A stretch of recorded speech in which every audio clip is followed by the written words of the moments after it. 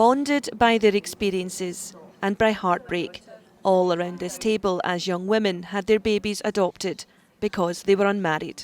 The feelings of shame and disenfranchised grief and trauma that are common to us is quite extraordinary, and there are so many women who have hidden that for decades.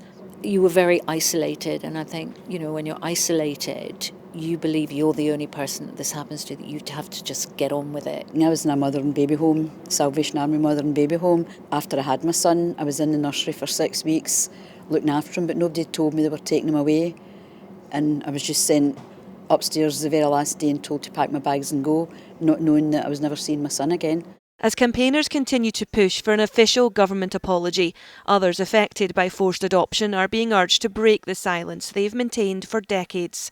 The Scottish Government say the responses to this new online questionnaire will help to establish what kind of support may be needed. Information can be given anonymously.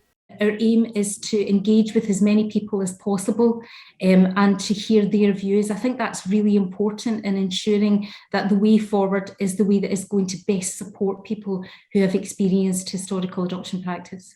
These women want to see more counselling as well as improved access to birth records and better reunion services. Lisa was eventually reunited with her son, who was taken from her as a newborn. 7 years after this meeting, Chris died in a car accident.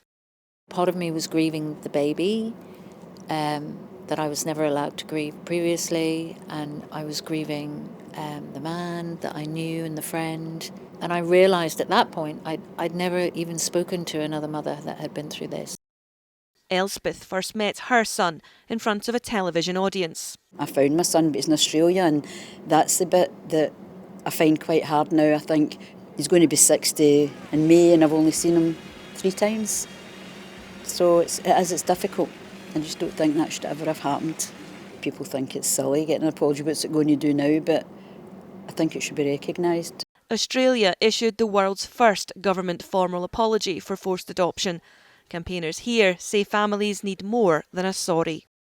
As soon as the apology happened from Julia Gillard in 2013, women came forward in their droves, and there wasn't the training, there weren't the support services available. Adoptees need to hear that they weren't rejected, they weren't unloved, nobody didn't want them enough.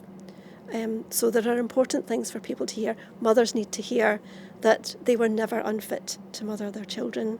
The online petition will be open for the next 12 weeks. Sharon Frew, STV News.